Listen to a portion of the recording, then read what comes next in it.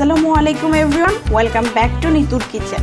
আপনাদের জন্য আজকে আমার আয়োজন তেলের পিঠা, অনেকে এটাকে পোয়া পিঠাও বলে থাকে। আমি 3টি টিপস সহ আজকের এই রেসিপিটি শেয়ার করব। আশা করছি আপনাদের কাছে আমার এই রেসিপি ভালো লাগবে। তো চলুন শুরু করি।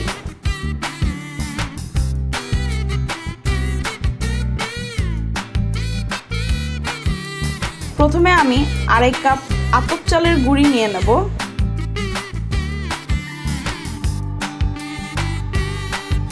সামান্য লবণ দিয়ে দেব। এরপর অল্প করে পানি দিয়ে ব্যাটারটাকে ভালোভাবে মথে নেব।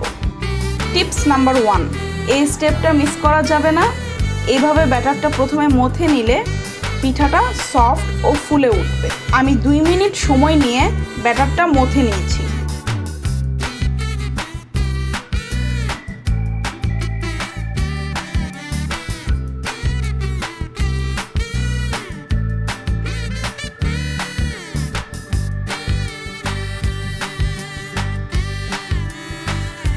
এরপর সামান্য পানি দিয়ে দেব।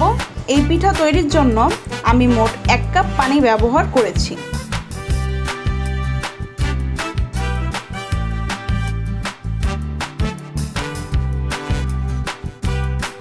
এক কাপ গুড় দিয়ে দেব। এখানে আমি খেজুরের গুড় ব্যবহার করেছি। আপনারা চাইলে গুড়ের পরিবর্তে চিনি দিয়েও পিঠার ব্যাটারটা তৈরি করতে পারেন। সেক্ষেত্রে পানির পরিমাণটা একটু বেশি লাগবে। ব্যাটারটা ভালোভাবে হাত দিয়ে মিশিয়ে নেব।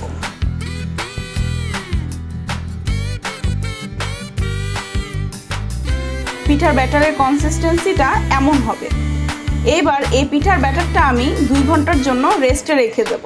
আপনাদের হাতে যদি সময় না থাকে তাহলে কমপক্ষে 30 মিনিট রেস্টে রাখার চেষ্টা করবেন। এবার একটি প্যানে তেল গরম করে নেব। আমি এখানে গোল একটা চামচ দিয়ে আস্তে আস্তে ব্যাটারটা তেলে ছেড়ে দিব।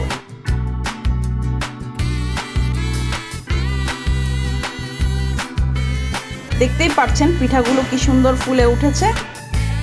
টিপস নাম্বার 2, এই তেলের পিঠা ফুলে ওঠার জন্য তেলটাকে খুব ভালো গরম হতে হবে। অল্প গরম তেলে যদি পিঠা ছেড়ে দেন সেক্ষেত্রে পিঠাটা ফুলে উঠবে না এবং পিঠাগুলো ডুবো তেলে ভাজতে হবে।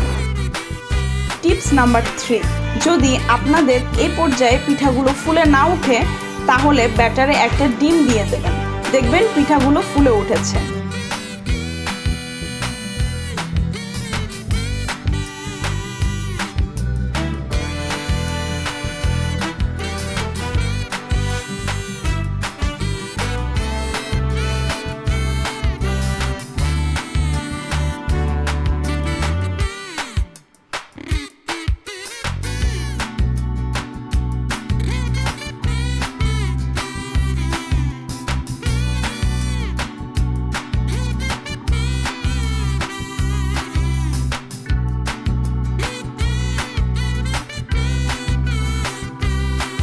তৈরি হয়ে গেল মজাদার তেলের পিঠা।